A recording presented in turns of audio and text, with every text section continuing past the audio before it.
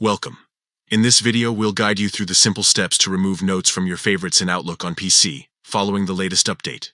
Whether you're looking to declutter your workspace or reorganize your favorites, this process is quick and easy. Let's get started. First, open Outlook in your browser. Make sure you're logged into your account and ready to make changes.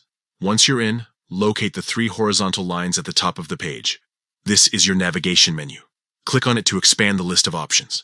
Now, look for Notes in the menu. Next to Notes, you'll see three dots. These represent additional options. Click on the three dots to reveal a drop-down menu. From here, select Remove from Favorites. And that's it. The Notes section will no longer appear in your favorites list. This process doesn't delete the notes themselves. It simply removes them from your favorites for a cleaner and more organized interface.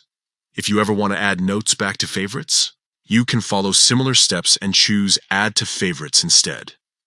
Thanks for tuning in.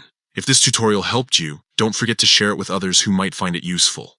Stay organized and enjoy using Outlook.